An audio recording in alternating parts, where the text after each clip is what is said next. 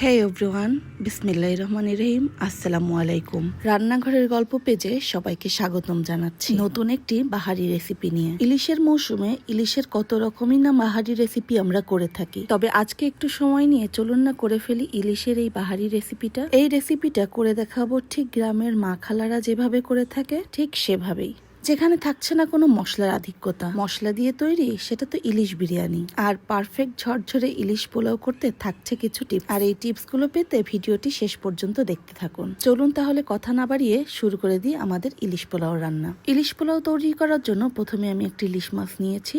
ইলিশ মাছটি ভালো করে পরিষ্কার করে এখান থেকে আমি 8 টুকরা ইলিশ মাছ নিয়েছি। মাছটাকে আমি কোনো বেশি মশলা দিয়ে ম্যারিনেশন করছি না। ম্যারিনেশন বলতে জাস্ট লবণ দিয়ে এটাকে 10 মিনিট আমি মেখে রাখবো। আর পোলাওয়ের জন্য নিয়েছি এখানে আমি মেজারমেন্ট কাপের 4 কাপ চিনি গুঁড়া সুগন্ধি চাল। বাসমতি চাল হলে কিন্তু হবে। আর পানির মধ্যে এই চালটা কিন্তু আমি 10 মিনিটের জন্য ভিজিয়ে রাখছি। 10 মিনিট হয়ে গেলে এটাকে ধুয়ে একটু চালের পানিটা ঝরতে একটি ঝাঁঝরিতে রেখে দিই। ইলিশ পোলাওয়ের জন্য প্রথমেই আমি কিছু বেরেস্তা আগে থেকে করে রেখেছি, যেন আমার পরে আর ঝামেলা না হয়। তো এই বেরেস্তার সাথে আমি কিছু গুঁড়ো দুধ, চিনি, কিশমিশ মাখিয়ে আগে থেকেই সাইড করে রেখেছি, এটা যেন আমার পরে আর কোনো ঝামেলা না হয়। তো চলুন এবার আমরা চলে যাই ইলিশ মাছ প্রসেসিংয়ে। বেরেস্তা ভাজা যেই তেলটা ছিল ওই তেলটা দিয়ে আমি ইলিশটা রান্না করব। তো এখানে আমি 1 কাপ মতো তেল নিয়েছি। এর সাথে আমি ব্লেন্ডারে 4 টেবিল চামচ মতো পেঁয়াজ এবং 4টা এলাচ, সাথে 1 চামচ আদা বাটা, 1 চামচ রসুন বাটা দিয়ে ব্লেন্ড করে এটা তেলে ঢেলে দিয়েছি। এরপরে একে একে আমি 2 চামচ জিরা বাটা, 1 চামচ হলুদ গুঁড়া, 2 চামচ ঝালের গুঁড়া।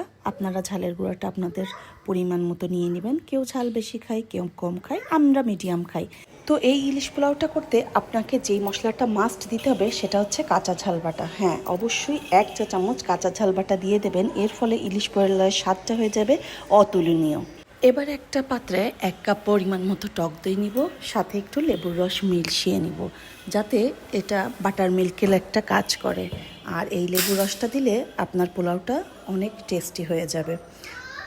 আর আপনি এর পরিবর্তে ফুল ক্রিমও ইউজ করতে পারেন। তো আমি এই টক দই আর লেবুর মিশ্রণটা সেই মশলা কষানোর ভিতরে দিয়ে একটু নাড়াচাড়া করে কষিয়ে নেব আরও কিছুক্ষণ। এবার মশলাগুলো কিছুক্ষণ কষানো হয়ে গেলে যখন দেখবেন তেলগুলো উপরে উঠে গেছে, তখন ইলিশ মাছের সব টুকরোগুলো আস্তে আস্তে এর উপরে ছেড়ে দিবেন।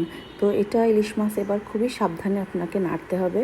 প্রথম দিকে আপনি একটু চামচ দিয়ে উল্টে পাল্টে দেবেন, তারপরে আপনি আর চামচ লাগাবেন না। আপনি হাত দিয়ে যতটা সম্ভব কড়াইটা নেড়ে নেড়েই মাছটা রান্নার চেষ্টা করবেন। আর এখানে আমি আর তেমন কোনো এক্সট্রা পানি ইউজ করিনি।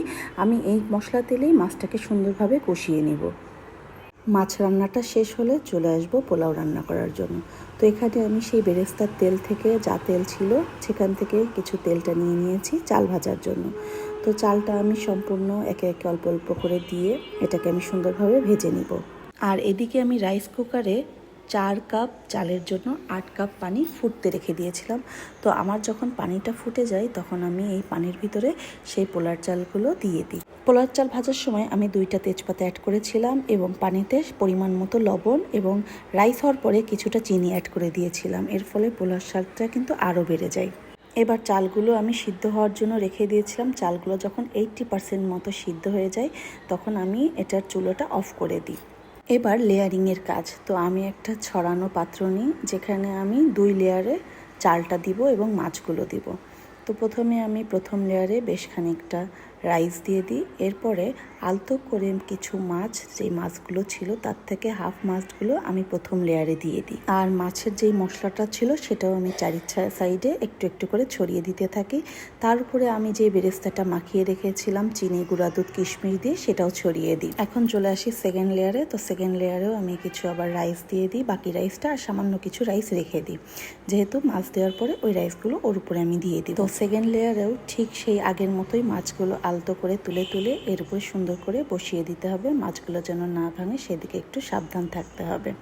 তো মাছগুলো বসানো শেষে আমি আবার সেই পেঁয়াজ বেরেস্তা এবং যেই মাছের মশলাগুলো ছিল সেগুলো আমি 4 সাইডে সুন্দর করে ছড়িয়ে দিতে থাকি, যেন মশলাগুলো রাইসের ভিতরে সুন্দর করে প্রবেশ করতে পারে।